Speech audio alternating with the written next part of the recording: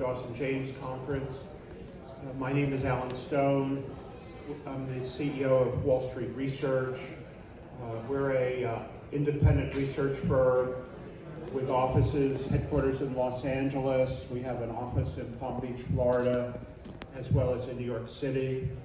I've been in the research business for 45 years. I was a portfolio manager at Merrill Lynch Asset Management, running a junk bond fund in the early 80s.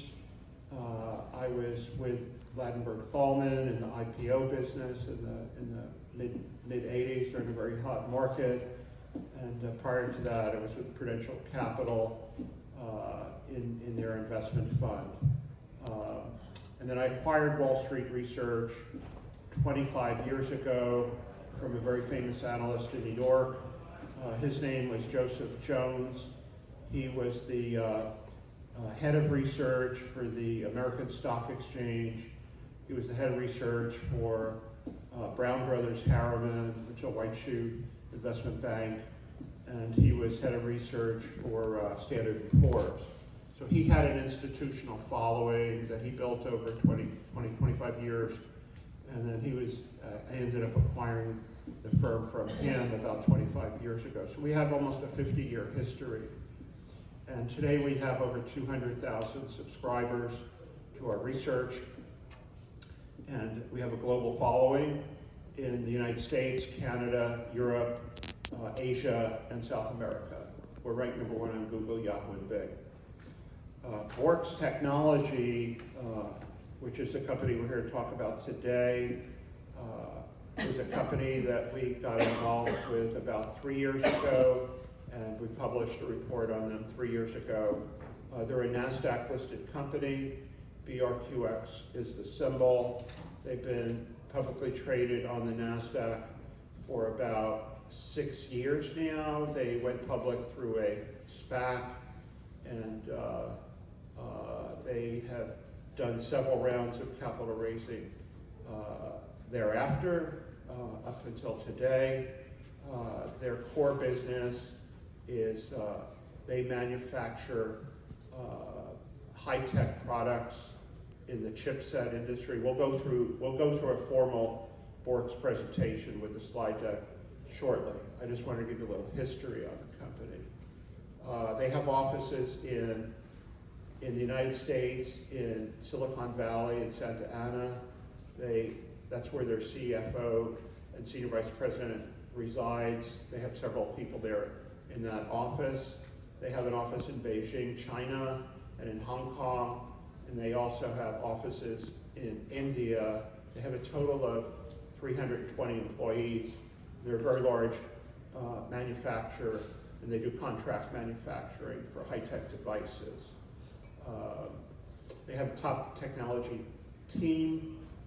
They've worked with major companies, including Google, Intel, and a whole slew of top Silicon Valley companies in the United States.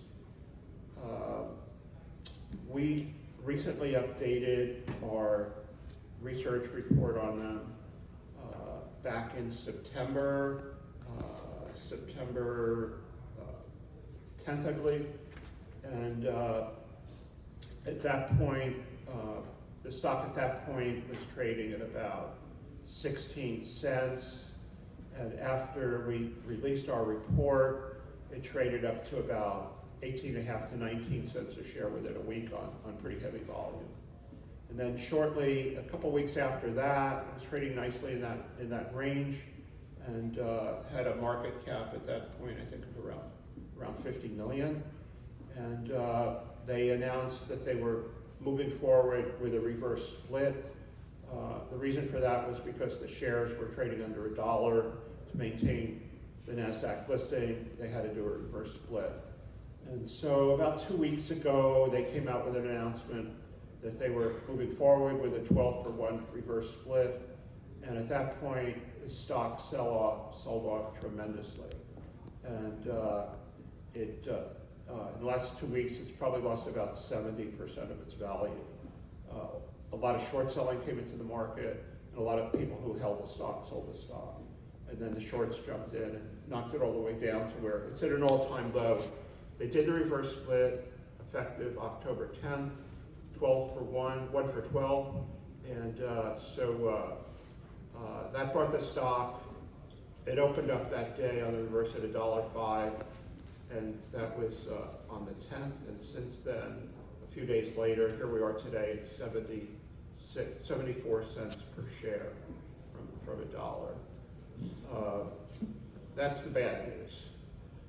The good news is that in addition to their core business, they made an investment 2 years ago in a solar energy company in Hawaii called HHE. And they invested over the 2-year period. From their initial investment was $5 million, and they put another $5 million into it. They acquired a 51% interest for the $10 million in cash. They gave them some stock also. And that company is one of the premier solar energy companies in the United States. And they recently, several months ago, booked a huge contract that could be potentially worth $1 billion with the Department of Defense in the most famous naval air base in the world, perhaps Pearl Harbor. And they're installing 60,000 solar units in the residences on the military base at Pearl Harbor. And that contract's going to go on for a long time, probably 8 years or longer. And so they're going to have, HHE division is going to have a huge amount of revenue and profit going forward. They're also expanding into California, which is the #1 market for solar in the United States. And with Hawaii being close to California, they already have contracts that they've recently done in California. So the government has mandated, the US government has mandated that they sell their HHE ownership, which right now is 49%, by December 31st this year. About 4 or 5 months ago, the company engaged Cantor Fitzgerald to handle the sale, the divestiture of their holdings in HHE. They've basically put a very extensive book together on the company, Cantor Fitzgerald did, and sent it around. They've got 100 people who looked at it. From that group of 100 potential investors for their stake, it appears that there's about 4 or 5 bidders that are super interested in buying that stake, the BORQS stake. And Cantor Fitzgerald is now in the second round of discussions, talks, due diligence with those five bidders. That's going to probably go on for a couple weeks to a month, because they're going to basically have an auction between the bidders to try to get a better price for their stake. They've announced that they believe the value of HHE as a whole is well into the 8 figures. And I think conservatively, our analysts, based on looking at all the data published, all the articles published, believe that BORQS can realize anywhere from $50 to $60 to $70 million for their stake. That's going to occur, the final sale will occur probably sometime between Thanksgiving and Christmas. They have until the end of the year. So what does that mean if they got, plus they also have $11 million in cash as of their last balance sheet. So when you add up the amount of cash that they'll get through the sale, plus their $11 million in the bank today, as of their last published balance sheet, they'll probably have 60 to 70 million in cash. That translates, right now there's 15.8 million shares outstanding post-split. So the money that they'll have, cash per share, will be about $4 per share in cash. And that doesn't give any value to their existing core business, which did 50+ million in revenue last year, $52 million. So our analysts believe that the core business is probably worth at least $2 per share. add the $4 in cash plus the $2 for the core business, you come up with a valuation of the company of about $6 per share. And here we are today, the stock is selling at 74 cents.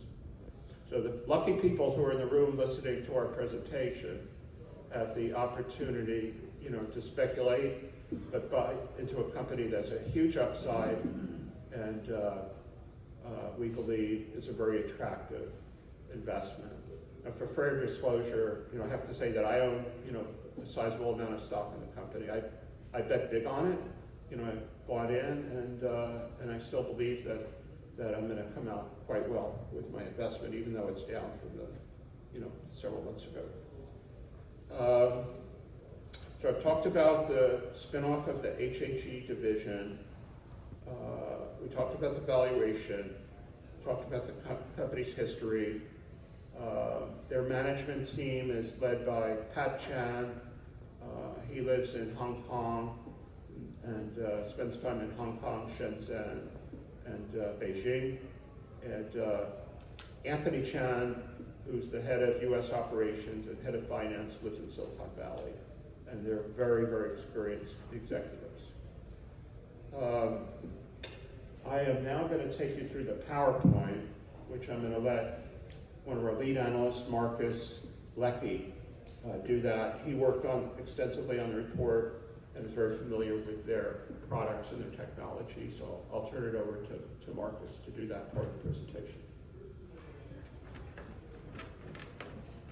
Thank you. Hello everybody, my name is Marcus. I'm going to try to... Does this mic work? And... Down, alright. So we already went through that. I'm going to fly through this PowerPoint relatively quickly due to shortness of time, and I'm going to skip over the parts that Alan already mentioned. So we already went over the background and brief history. I'm going to talk about the core business model here. So BORQS is an Internet of Things company. And what that means is that they partner, they're a licensee of giant chipset manufacturers such as Qualcomm and Intel. And these companies, they manufacture chips, but they, generally speaking, don't translate them into the actual finished devices. So that's where a company like BORQS comes in, and they're able to take a client from product ideation, and they're able to plan with them whatever the product is going to be, through prototyping, through coding the software. They have a huge software team based out of India of over 200 people, and they have a hardware team in China. They assist on the manufacturing side as well. They have an assembly line. So the product from nothing all the way to shipment is what BORQS has been traditionally doing. Now with artificial intelligence being the predominant driving force that's new in technology, they're looking to transition into being an IoT solutions company as opposed to just an IoT solutions company. And what that means is that traditionally you have the Internet of Things. Now we're layering on top of it artificial intelligence that is collecting the data from the actual devices, analyzing the training models, and leading to insights and improved efficiencies. And the vision really is to take the company to be a complete AIoT solutions provider. So that includes both the research and development and manufacture of the devices, as well as hosting and managing the cloud for the customers. I'm gonna skip over this part. It's not as necessary for now due to shortness of time. Now, this is an example of how this would actually play out. So, an example of a product that BORQS has done in the past. They manufacture fall detection device for Best Buy. And there's a device that senior citizens wear around their neck, and it has a panic button and is able to detect a fall and contact emergency and their loved ones. And they've also manufactured smart watches in the past. And now there's a new product idea that they're working on, which would be a smart watch targeted for senior citizens. But the way the AI comes into it is that when you fall, you just have a device around your neck. It's very easy to detect the fall. Now, when it's on my wrist, when I'm moving my wrist, doing anything with it, it can be difficult to distinguish between what is a fall and what is just regular day-to-day activity. So the artificial intelligence model would be trained on the user's behavior and would be then able to detect with accuracy what is an actual fall and what is just day-to-day activity. So this is a product that's actively in development right now. They partner with the leading chipset manufacturers, as I said before. Qualcomm is actually not only a partner, they're a licensee of Qualcomm, but they're also a shareholder in BORQS, and they're a customer as well. So BORQS, every year they receive several $1 million worth of orders for software development for Qualcomm chipsets. And this kind of close relationships with these companies also allows them a competitive advantage because they have an early access to the newest chipsets and the newest technology, so when they actually come out to market, they can develop and customize for their customers very quickly because they're already familiar with the core technology.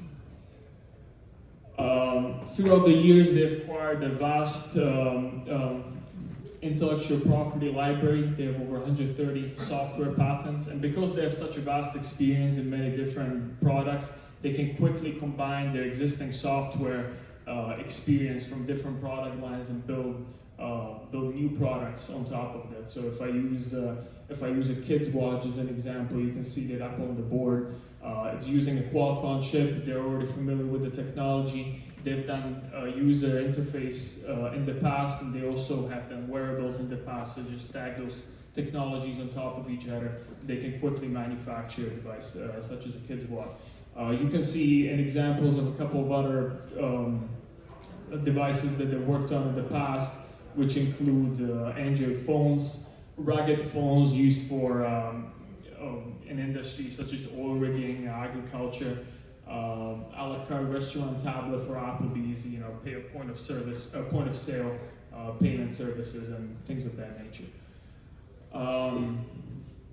This is again talking about their core business model a little bit. I already went through that. When a customer engages them, they can go through the planning stage all the way to the manufacturing stage, and they have equipment manufacturing partnerships in India, in China, and in Vietnam. So they can assist a lot on the hardware side as well. Actually, 75% of their revenues comes from the hardware side of things. And here again, we have over 30 million smartphones shipped, and we have other products that you can see up here: tablets, automobile, in-vehicle infotainment systems, home appliances, wearables. We don't have time to go through it. It's over 100 products that I've made in the past, shipped to over 15 plus countries, which included the Americas, European markets, and Asian markets. More product overview. We're very short on time, so I'm going to skip ahead a little bit. This is an example of another product that they just announced earlier this year, manufacturing a dashboard for motorcycles. We think this is a very big potential in the Asian markets, and they're pushing it actively in countries such as Taiwan. To give you an idea, has 15 million motorcycles and only 8 million cars, right? So in markets such as this and in India, we think that this could be very, very popular. And it's a smart dashboard for these devices that includes connectivity, and once it connects to the sensors on the motorcycle, it can predict maintenance schedules and things of that nature. So we're really layering that artificial intelligence component on top of it. And this is an example of another product. I mentioned the kids watch earlier. This was announced last year, and it's a Android watch for kids, but it also includes safety features, tracking for parents, and contacting in emergency situations. So just a brief product and the core business overview. I'm gonna hand it over back to Alan to summarize, and now we'll be open for questions. Yeah, thanks, Marcus. Any questions from the audience? Yes. Okay. I understand you have another business that is going to be worth $6 a share, right? That's what we believe, yes. Is that separate? I mean, so that's one business is worth $6 a share. Is that the total value of the shares? 6? In other words, Well, there's are you the valuing- sale of their interest in the solar company, which could potentially provide about $4 per share. Right. And you're saying. And then their core business today, which last year did 52 million in revenue, I'm just putting a very conservative valuation on that at $2 per share. So the combined 6. is 6. Okay, let's talk about. Now, they're going to be using the proceeds to diversify into artificial intelligence AI companies. And they've asked me to kind of head up spearheading acquisition opportunities for them when they get that money in the bank by the end of December. So we're already starting to engage with prospects in the artificial intelligence area. That's also going to add a lot of value as they make some very strategic acquisitions. What I'm trying to figure out is a $2 core business that's going to be remaining. Yes. Okay. What's the potential for that business in terms of what was it? Is that business doing 52 million right now? It did last year. They announced several weeks ago there's a pending contract in Africa to make mobile phones. And that, they believe, has $30 million annual potential. And if they were to make, let's say, 20% on the $30 million, 20% profit, they would make about $6 million annually on that contract. So that's going to be a key component of their revenue stream and profit stream. And they're also in the process of, cutting their overhead a bit. So that's going to help improve the profitability of the company as well. Right. So I mean, what I'm trying to figure out is how big can the core business be? Is it you can make a bunch of acquisitions and Well, technology? No, I mean, To become they are a leading manufacturer and contract manufacturers for very big companies. And they've got relationships with some of the premier technology companies. They've got top intellectual talent in India, China, and elsewhere to be in a position to win these big contracts with major corporations. So I think the growth possibilities of the core business is very strong, plus the acquisitions into artificial intelligence area will add a lot of value to the company, a lot of sizzle, being a leading AI manufacturer. Any other questions? Yes, sir. Are they looking to acquire any more solar companies in the future?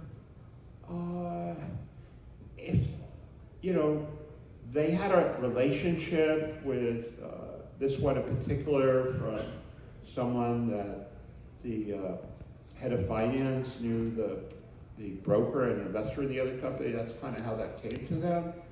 And I actually knew the guy too. He pitched it to me like 2 years ago in San Francisco, even before BORQS saw it.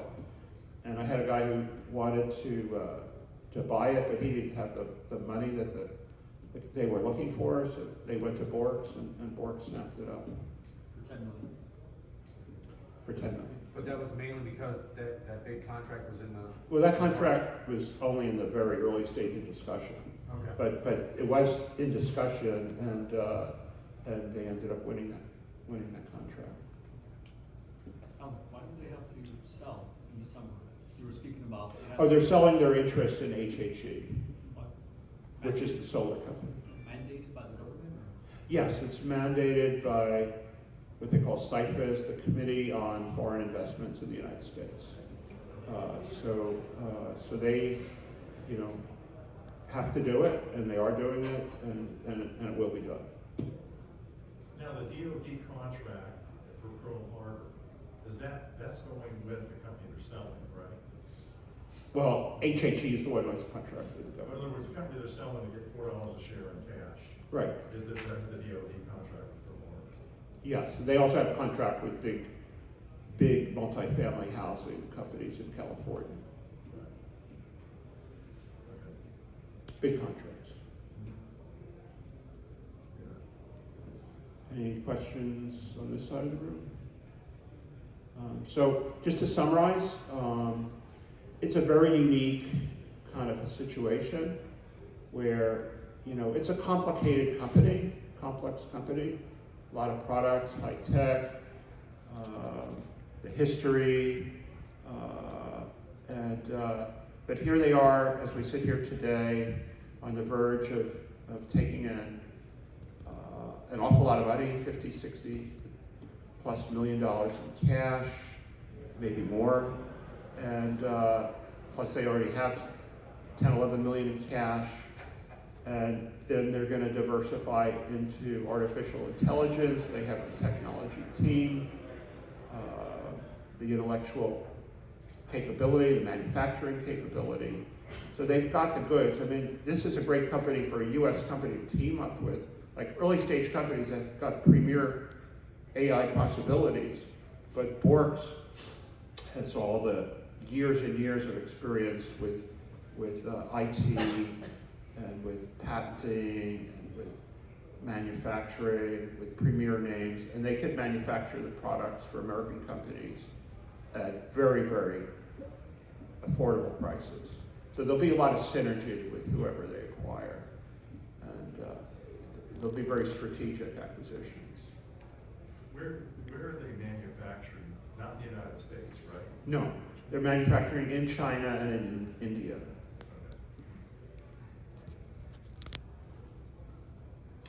Yes? Yeah, I was just going to ask you to, I see for the fiscal year for 2022, you gave some projections. Obviously, we're still in 2023. Do you have any ballpark figures, or it's too early for 2023? They don't give guidance, you know, with projections, so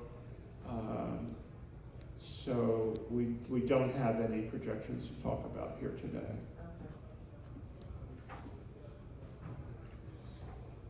Any other questions? Yes, sir. So, excuse me, are like smart city companies, are those good potential suitors for like acquisitions, buy them in the future? I believe so. Marcus, do you have any thoughts on that? Yeah. Yes, potentially, and they also announced a partnership with a company that's in this industry. They're launching a module that will connect to water heaters and thermostats in homes, and is able to regulate energy usage based on grid pricing and carbon emissions and optimize it better. This is getting launched. This got launched last year, and they're launching a new version this year. So they're actively working in that space right now. Yes. Okay. Beth? Hi there. I want to know, will you do anything with telecommunications? Because I have a technology company called WallStreet Technologies, and if I could get somebody to work with them or help with them, I have a $2 billion contract with the country of Greece, and I am the CEO of the Africa Economic Growth and Investment Summit. So we're doing telecommunications all over there. Is that something you guys could get involved with? And I have AI and numerous things that we're doing. We'd be happy to take a look at it. Okay, like I said, I have $2 billion contracts. They're working on the development of an Android phone on the affordable side of things for the African market specifically right now as we speak. So this is something they're already looking at. Yeah. Okay, I think that's all the time we have allotted today.